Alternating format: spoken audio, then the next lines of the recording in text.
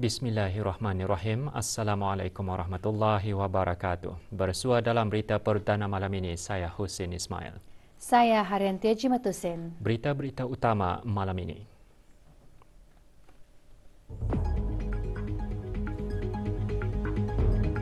Kebawah Duli Yang Maha Mulia Paduka Seri Baginda Sultan dan Yang di-Pertuan Negara Brunei Darussalam berkenan menerima menghadap Timbalan Perdana Menteri dan Menteri Hal Ehwal Luar Negeri Republik Demokratik Rakyat Lao.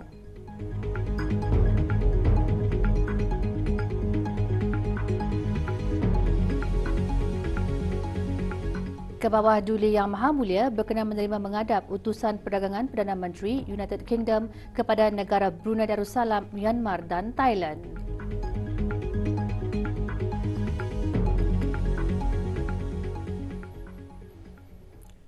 Kebawah Duli Yang Maha Mulia Paduka Seri Baginda Sultan Haji Hassanal Bolkiah Muizzaddin Wad Daulah Ibni Almarhum Sultan Haji Umar Ali Saifuddin Sa'dul Khairiwaddin Sultan dan Yang di-Pertuan Negara Brunei Darussalam petang tadi berkenan menerima menghadap secara berasingan Tuan Yang Terutama Salomke Kamasit Timbalan Perdana Menteri dan Menteri Hal Ehwal Luar Negeri Republik Demokratik Rakyat Lao dan Tuan Yang Terutama Magania MP Utusan Perdagangan Perdana Menteri United Kingdom kepada negara Brunei Darussalam, Myanmar dan Thailand.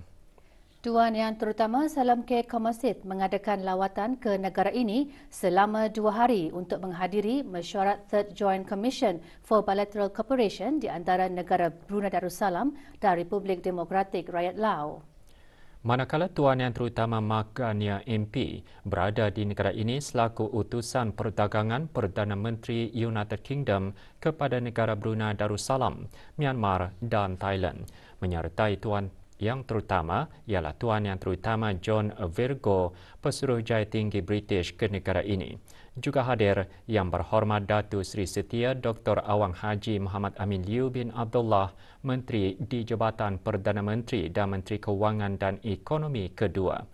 United Kingdom menjadi rakan dialog ASEAN baharu yang pertama dalam tempoh 25 tahun pada 5 Ogos 2021 semasa negara Brunei Darussalam menjadi pengerusi ASEAN. Negara Brunei Darussalam juga merupakan negara penyelaras bagi hubungan dialog ASEAN United Kingdom bagi tahun 2021 hingga 2024.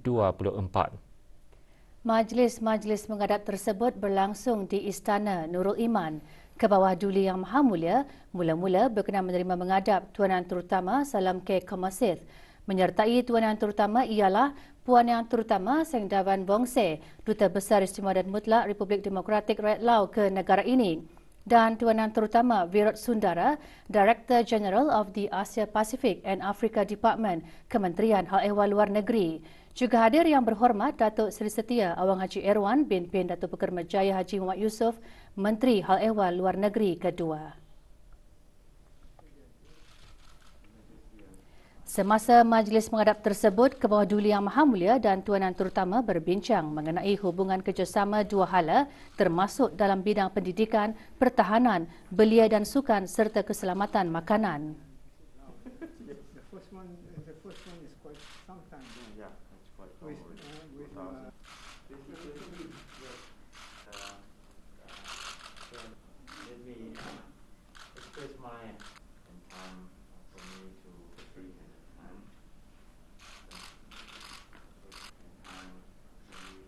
Kebawah Duli Yang Maha Mulia seterusnya berkenan menerima menghadap Tuan Yang Terutama Magania MP. Baginda dan Tuan Yang Terutama berbincang mengenai hubungan dua hala dan strategik di antara negara Brunei Darussalam dan United Kingdom serta hubungan ASEAN United Kingdom.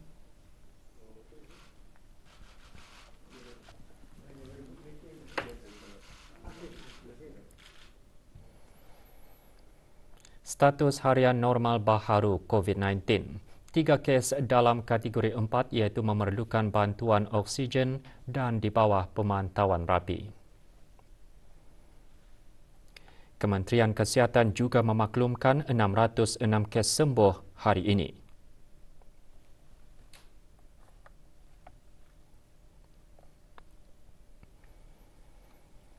Jumlah keseluruhan pemberian 2 dos vaksin COVID-19 bagi kanak-kanak berumur 5 hingga 11 tahun ialah 81.2%. Bagi remaja berumur 12 hingga 17 tahun yang mendapat 3 dos vaksin, 54.6%. Manakala liputan bagi rakyat dan penduduk negara ini yang mendapatkan 3 dos vaksin adalah 75.8%.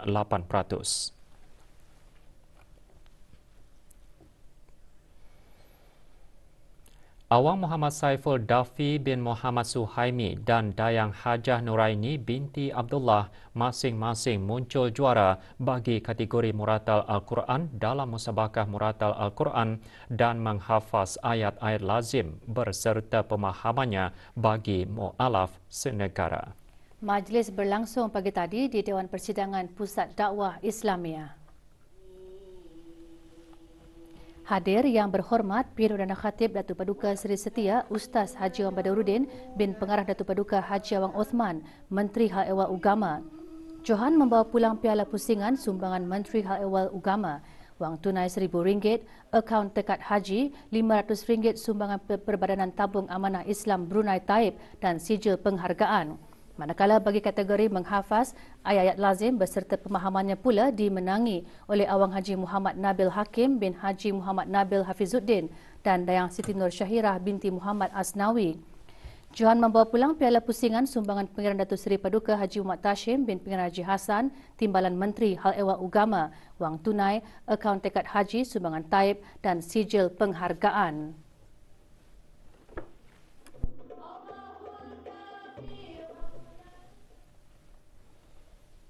...778 penuntut Laksmana College of Business hari ini menerima sijil masing-masing pada Majlis Penyampaian Sijil bagi tahun 2020, 2021 dan 2022. Majlis berlangsung di salah sebuah hotel di Gadong.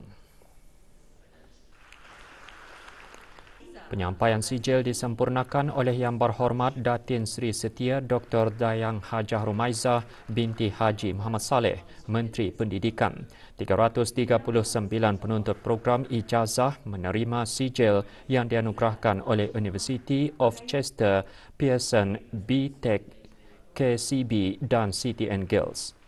Sementara pada sebelah pagi, 439 penuntut menerima sijil. Penyerahan sijil disempurnakan oleh Awang Aliuddin bin Haji Abdul Rahman, Timbalan Setiausaha Tetap Pendidikan Tras Kementerian Pendidikan. Majlis antara lain bertujuan menghargai kerja keras dan cabaran yang mereka lalui semasa pandemik bagi meneruskan pengajian mereka secara dalam talian.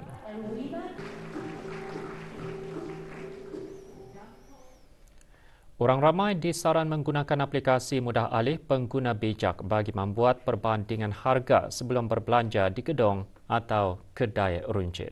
Perincian mengenai bahan beritanya menyusul seketika nanti.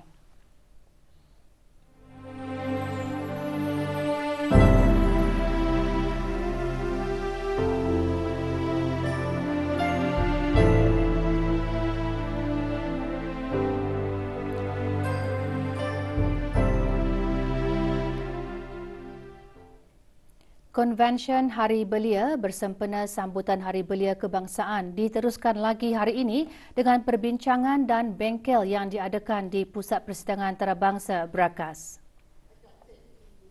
Pagi tadi diadakan perbincangan interaktif bertajuk Teknologi, Inovasi dan Kreativiti. Dikendalikan oleh 4 orang panel, perbincangan antara lain menyentuh bagaimana perkembangan teknologi dan info telekomunikasi telah memacu pelbagai bidang termasuk bidang ekonomi terutama semasa era pandemik serta kreativiti baru yang terus tumbuh ketika situasi COVID-19. Pada sebelah petang diadakan bengkel konten kreatif dan kesempurnaan solat. Industri kreatif termasuk penulisan, lagu dan fotografi antara yang dibincangkan semasa bengkel konten kreatif. Bengkel konten kreatif membincangkan mengenai industri kreatif termasuk penulisan dan fotografi. Sementara bengkel kesempurnaan solat antaranya mengupas mengenai kesalahan yang sering dilakukan tanpa disedari ketika menunaikan solat.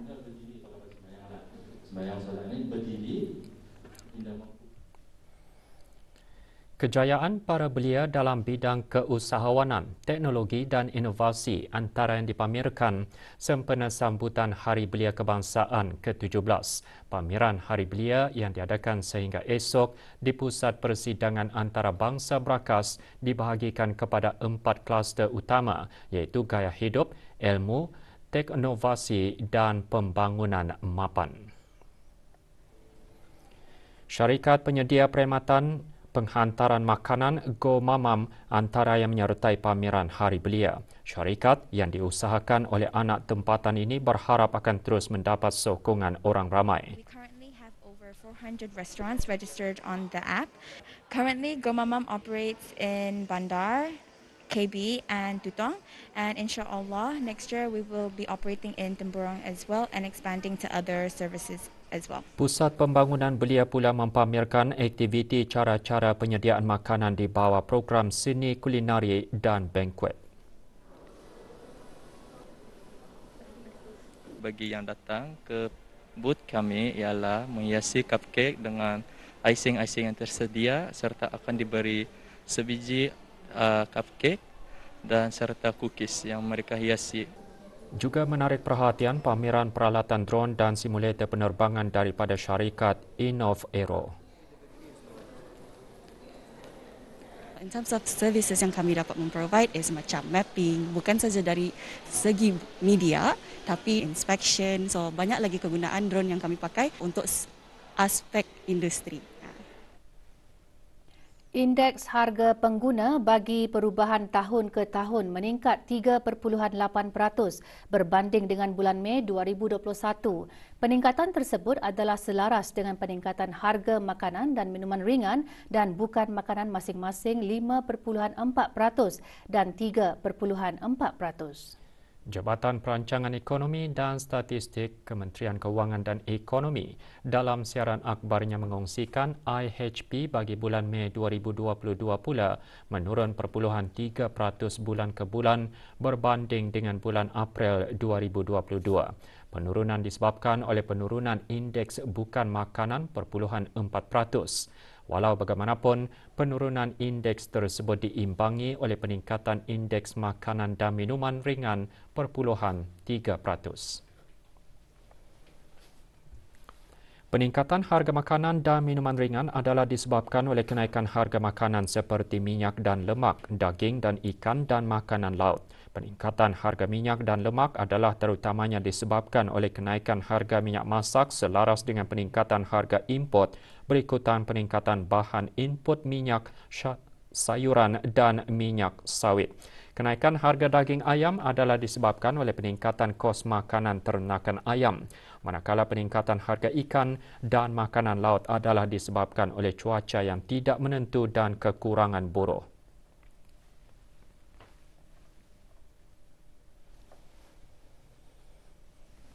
Peningkatan dalam komponen bukan makanan adalah didorong oleh pelbagai barangan dan perkhidmatan, pengangkutan dan perumahan, air, elektrik, gas dan bahan api lain. Kenaikan harga pelbagai barangan dan perkhidmatan adalah terutamanya disebabkan oleh kenaikan harga insurans kenderaan. Manakala peningkatan dalam pengangkutan adalah terutamanya disebabkan oleh kenaikan harga kenderaan bermotor dan tiket penerbangan. Laporan penuh IHP bagi bulan Mei 2022 boleh diperoleh melalui laman sesawang JPES di deps.mofe.gov.bn.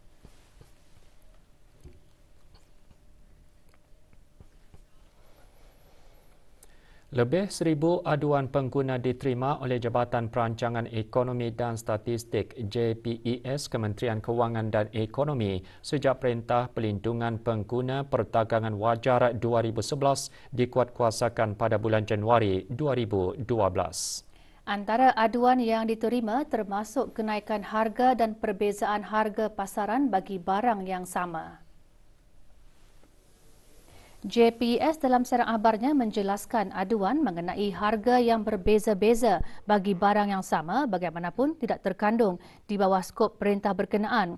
Beberapa faktor mendorong perbezaan harga di antara gedung, pasaraya dan kedai-kedai runcit adalah berkaitan dengan kos operasi perniagaan dan kuasa pasaran.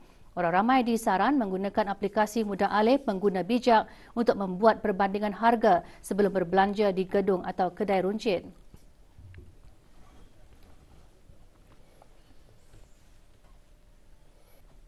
Ibu Pejabat Daerah Polis Temburong dengan kerjasama Jawatan Kuasa Takmir Masjid Kampung Puni petang tadi mengadakan ceramah sempena sambutan awal tahun Hijrah. Ceramah berlangsung di Masjid Kampung Puni. Hadir Awam Muhammad Zulhelmi bin Haji Omar Ali, Pengarah Pentadbiran Am dan Kewangan Ibu Pejabat Polis Gadong. Ceramah bertajuk Menggapai Rahmat Allah, antaranya menyentuh mengenai bulan Muharram menjadi bulan pertama dalam tahun Hijrah serta rahmat yang berupa rezeki yang diturunkan Allah Subhanahu Wa Taala kepada manusia. Juga hadir Awangku Abdul Rashid bin Pengiran Haji Aliuddin, Pemangku Pegawai Daerah Temburong.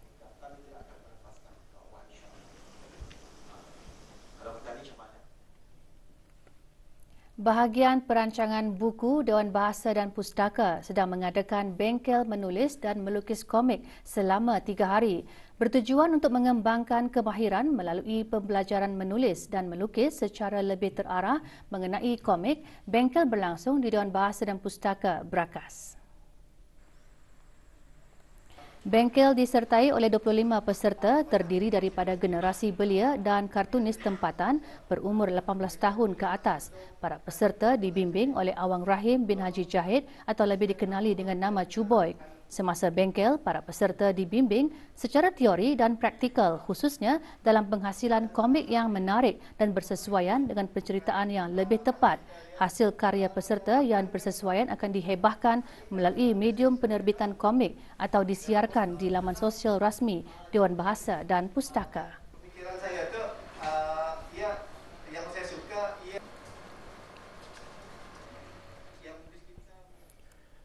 Seorang lelaki berusia 43 tahun ditahan berhubung penemuan daging mentah yang meragukan serta peralatan penyalahgunaan dadah. Kesemua barang tersebut ditemukan dalam rondaan pencegahan jenayah yang dijalankan oleh anggota Balai Polis Bangar, Pasukan Polis Diraja Brunei PPDB. Semasa rondaan, pihak polis telah menahan dan membuat pemeriksaan ke atas sebuah kenderaan yang berada dalam keadaan mencurigakan. Hasil pemeriksaan, pihak polis menemukan 5 paket daging mentah dipercayai barang yang tidak diisytihar dan beberapa peralatan untuk menghisap dadah. Kenderaan, suspek serta semua barang tegahan dibawa ke Balai Polis Bangar bagi siasatan dan kes diambil alih siasatannya oleh Jabatan Kastam dan Eksais Diraja dan Biro Kawalan Narkotik bagi tindakan selanjutnya. Seorang perempuan warga negara asing berjawatan sebagai pembantu rumah ditahan kemarin dan disiasat di bawah Peraturan 15-2 Peraturan Imigresen Penggal 17. Operasi sepadu tumpas yang menumpukan bilik sewa Jalan Bunga Raya Kuala Belait itu dijalankan oleh bahagian penguatkuasa undang-undang Jabatan Imigresen dan Pendaftaran Kebangsaan Cawangan Kuala Belait dan Jabatan Buruh Kuala Belait. Di bawah peraturan tersebut, mana-mana pekerja asing yang bekerja di negara ini hendaklah bekerja mengikut majikan yang asal. Hasil operasi, Jabatan Imigresen dan Pendaftaran Kebangsaan dan Jabatan Buruh telah mengeluarkan surat panggilan kepada majikan dan diarahkan hadir bagi siasatan dan tindakan lanjut.